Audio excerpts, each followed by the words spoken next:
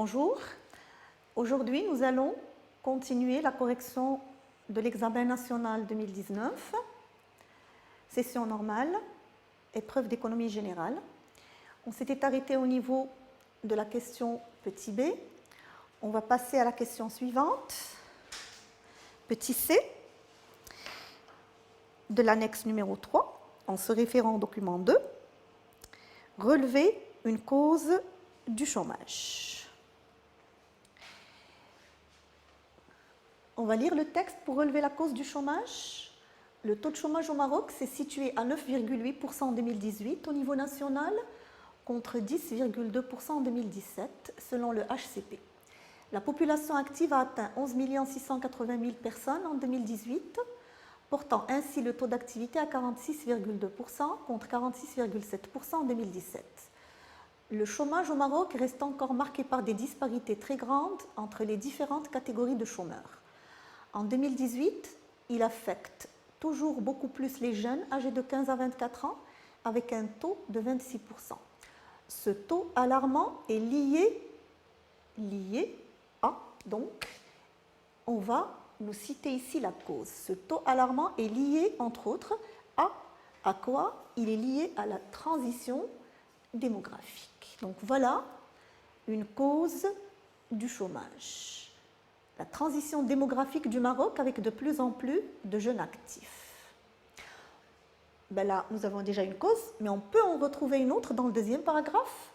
Aussi, l'économie marocaine, bien que portée par une croissance de 3% en 2018, n'a pas créé suffisamment d'emplois par rapport au nombre de jeunes arrivés sur le marché du travail. Les insuffisances en matière de création d'emplois, voilà une autre cause du chômage qu'on peut relever dans le document. Donc on peut relever la transition démographique ou les insuffisances en matière de création d'emplois. On vous a demandé d'en relever une seule. Question suivante.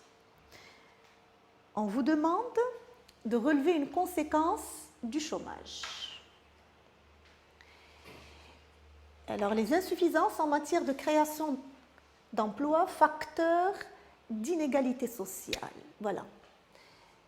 C'est-à-dire que les insuffisances en matière de création d'emplois se traduisent par des inégalités sociales et de pauvreté, soulèvent un défi d'entretenir la dynamique de croissance économique. Donc voilà, nous avons là encore deux conséquences du chômage, les inégalités sociales et la pauvreté. Vous en relevez une seule. Bien. On passe à la question suivante.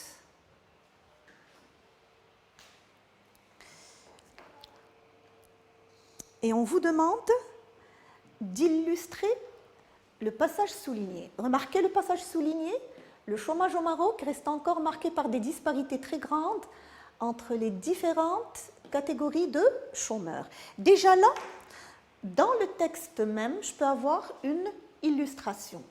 Laquelle? En 2018, il affecte beaucoup plus les jeunes âgés de 15 à 24 ans. Chômage des jeunes. Voilà, une première illustration. Sinon, on en a d'autres dans le graphe. Là, remarquez, le taux de chômage urbain est beaucoup plus important que le taux de chômage rural. Voilà, une première disparité régionale. Disparité régionale, le taux de chômage urbain est beaucoup plus important que le taux de chômage rural. Là, nous avons une disparité par rapport au sexe. Le taux de chômage masculin est plus faible que le taux de chômage féminin, chômage des femmes. Donc là apparaît le chômage urbain et là apparaît le chômage féminin. Là encore, nous avons une disparité par rapport au niveau de scolarisation. Le chômage des diplômés, 17,10%, les non-diplômés, 3,5%. Voilà une autre illustration des disparités selon les différentes catégories de chômeurs. Chômage urbain, je vais illustrer par les chiffres. Chômage urbain, le taux de chômage en milieu urbain, 14,2%, est beaucoup plus important que le taux de chômage en milieu rural. Voilà. Je peux prendre cette illustration. Sinon, je peux dire chômage des femmes. J'illustre, je décris par les chiffres. Le taux de chômage féminin, 14%, est beaucoup plus élevé que le taux de chômage masculin, 8,40%. Chômage des diplômés, j'illustre, je décris par le chiffre. Le taux de chômage des diplômés, 17,10%, est plus important que le taux de chômage des non-diplômés, 3,5%. Voilà pour l'annexe numéro 3. Je passe maintenant au document 3 pour compléter l'annexe numéro 4.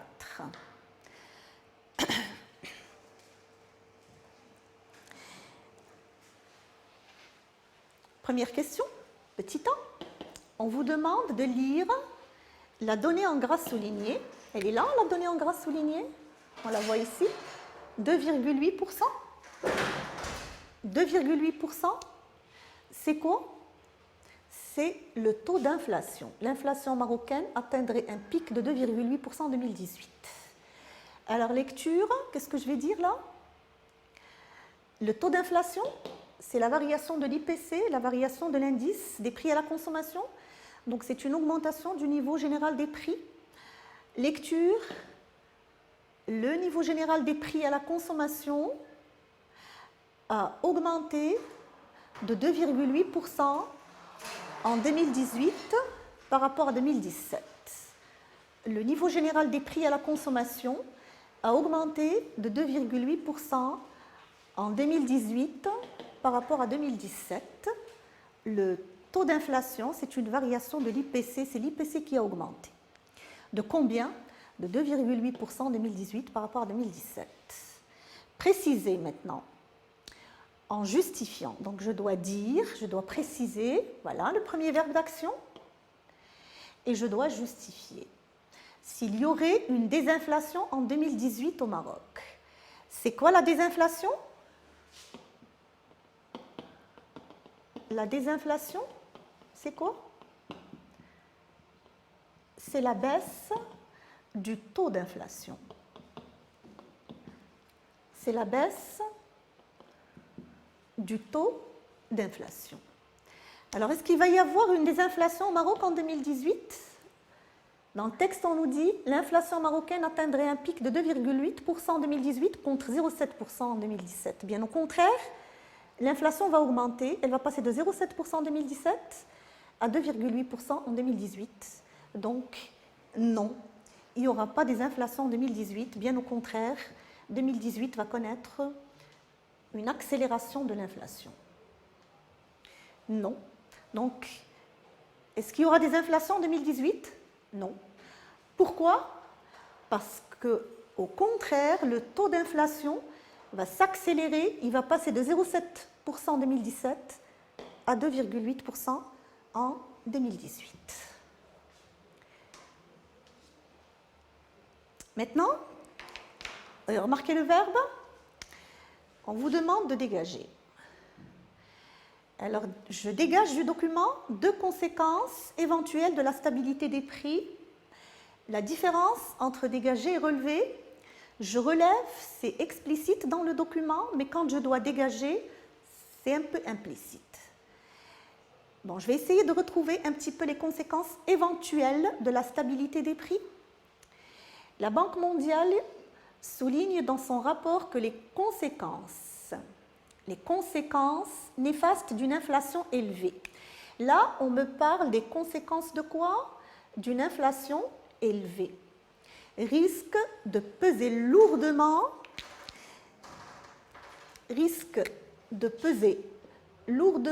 sur les pauvres. Donc quand l'inflation est élevée, ça détériore les pouvoirs d'achat des pauvres qui dépendent principalement des revenus salariaux, des prestations sociales et des pensions. Aussi, un taux d'inflation élevé entraîne un ralentissement de la croissance. Donc regardez, dans le texte, on nous parle des conséquences d'une inflation élevée. Conséquences d'une inflation élevée. C'est quoi les conséquences de l'inflation élevée? Une détérioration du pouvoir d'achat et un ralentissement de la croissance. Donc, quand il s'agit d'une stabilité des prix, la stabilité des prix, c'est l'inverse de l'inflation élevée. On aura des conséquences inverses. La stabilité des prix, c'est l'inverse de l'inflation élevée. Donc, on aura les conséquences inverses. Au lieu de la détérioration du pouvoir d'achat, ça va être la sauvegarde des pouvoirs d'achat. Et au lieu du ralentissement de la croissance, l'accélération de la croissance. Je répète, là, dans le document, on m'a donné les conséquences de quoi? D'une inflation élevée. Cette inflation élevée, conséquence numéro 1, détérioration du pouvoir d'achat des pauvres. Conséquence numéro 2, ralentissement de la croissance. Donc, si je vais dans la situation inverse de la stabilité des prix, on aura les conséquences inverses. Sauvegarde des pouvoirs d'achat et accélération de la croissance. OK? Bien. Je passe à la question petit d. Je passe à la question petit d. Là, on me demande d'expliquer le passage en gras souligné. Le passage en gras souligné, un taux d'inflation très élevé entraîne un ralentissement de la croissance économique. Alors, on va essayer d'expliquer ce passage. Un taux de croissance élevé, je vais voir le lien entre une inflation élevée et le ralentissement de la croissance. Une inflation élevée. Une inflation élevée. Ça entraîne quoi? Un découragement de la demande. Un découragement de la demande parce que le coût de la vie devient plus cher. Une inflation élevée, c'est un panier de référence plus cher, c'est un coût de la vie plus cher. Donc ça décourage la demande. Découragement de la demande et une baisse de l'épargne. Voilà. Un découragement de la demande qui se traduit par une baisse de l'incitation à investir.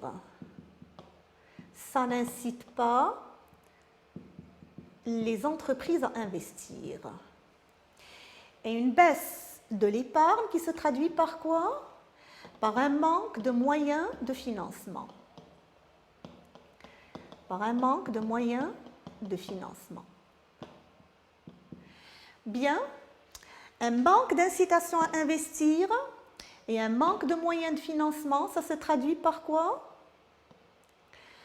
Par une baisse ou un ralentissement de l'investissement et de la production.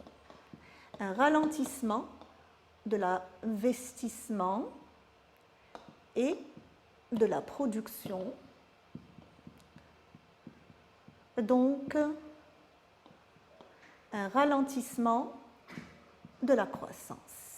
Voilà, j'ai établi le lien. J'ai établi le lien entre une inflation élevée et ralentissement de la croissance. Une inflation élevée, c'est un panier de référence plus cher. C'est un coût de la vie plus cher. Un panier de référence plus cher, ça décourage la demande. La dépense augmente, donc l'épargne diminue. Si la demande est découragée, ça n'incite pas les entreprises à investir. Si l'épargne diminue, il y a un manque de moyens de financement de l'investissement. Conséquence de ces deux phénomènes-là, le manque d'incitation à investir et le manque de moyens de financement, une baisse, un ralentissement de l'investissement et de la production et du coup un ralentissement de la croissance. Voilà.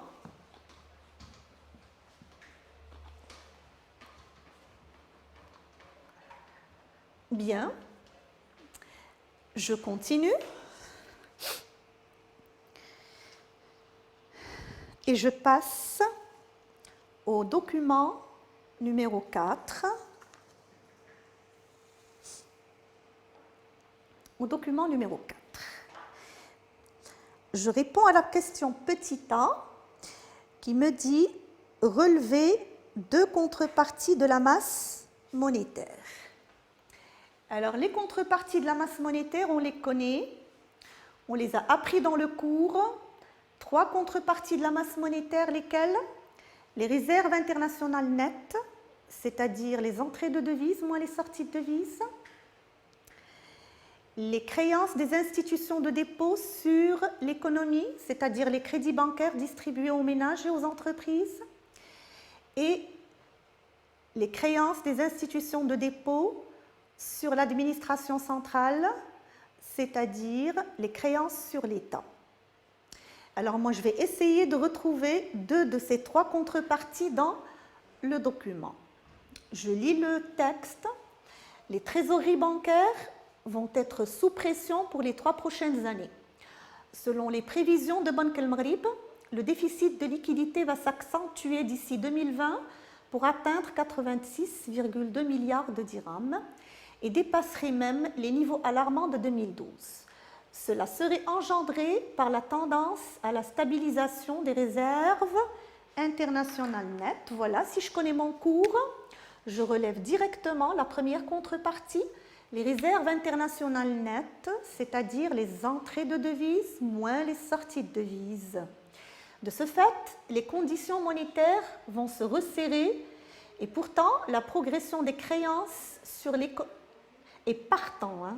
et partant, là c'est une erreur, et partant la progression des créances sur l'économie resterait modérée, donc créances sur l'économie, deuxième contrepartie de la masse monétaire.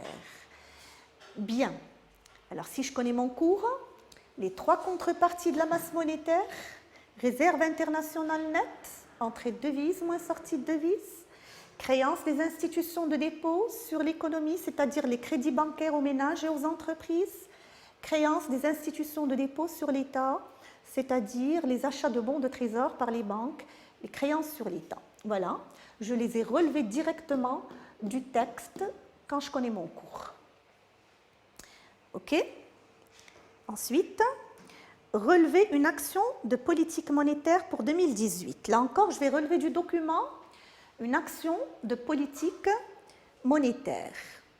Je continue. Face à cette situation, la Banque centrale va poursuivre ses interventions. La Banque centrale intervient sur le marché monétaire, c'est une action de Banque El Maghrib. Alors, elle va intervenir comment? Là, on va nous parler de l'action. Va poursuivre ses interventions sur le marché pour atténuer les tensions. À ce titre, elle a augmenté son niveau d'injection globale à 72,7 milliards de dirhams en moyenne entre octobre et novembre 2018, dont 69,5 milliards sous forme d'avance à 7 jours. Donc, qu'est-ce qu'elle a fait, Banque El Maghrib? Elle a augmenté quoi? Ses injections sous forme d'avance à 7 jours. Elle a augmenté les avances à 7 jours à quel niveau? Au niveau de 69,5 milliards de dirhams. Action de Banque El Maghrib, augmentation des avances à 7 jours à 69,5 milliards de dirhams. Augmentation des avances à 7 jours à 69,5 milliards de dirhams. Voilà l'action de Banque El Maghrib sur le marché monétaire. Alors, en déduire un objectif intermédiaire. Lorsque Banque El Maghrib augmente des avances à 7 jours, en augmentant les avances à 7 jours, Banque El Maghrib injecte de la liquidité sur le marché monétaire. Donc, un objectif intermédiaire, injection de liquidité. Sinon, je peux dire encouragement des crédits. Parce qu'en injectant les liquidités, c'est pour encourager les crédits. Donc, je peux répondre par injecter la liquidité, encourager les crédits, ou bien éventuellement baisse des taux d'intérêt. L'objectif final, c'est quoi? C'est soutenir la croissance. Donc, objectif intermédiaire de l'augmentation des avances à 7 jours, injecter la liquidité, encourager les crédits. Objectif final, soutenir la croissance. OK? Maintenant, on va passer à la question suivante. On va passer à la question suivante. On nous demande de montrer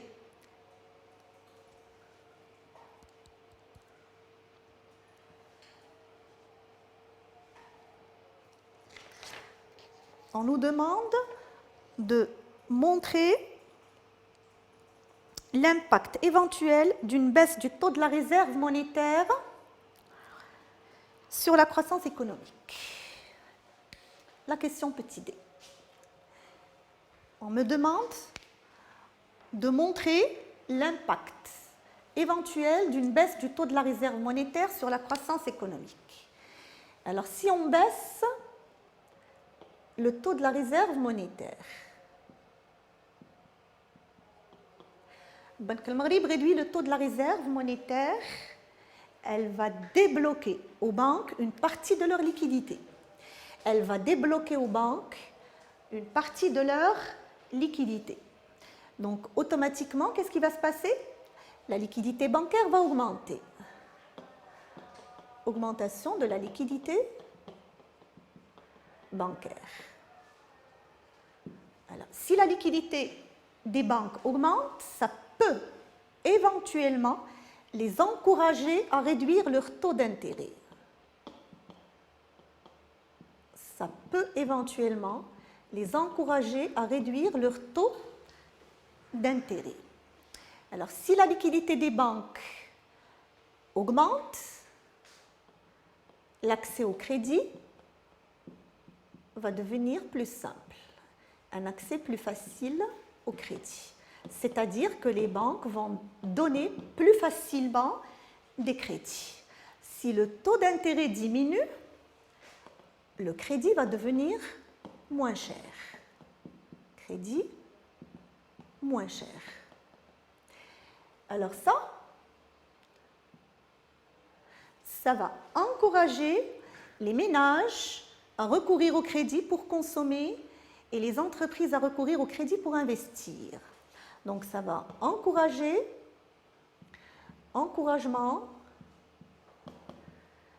des crédits à la consommation, des crédits à la consommation et à l'investissement.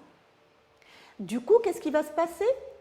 La demande va augmenter et donc on aura une accélération de la croissance. Je reprends.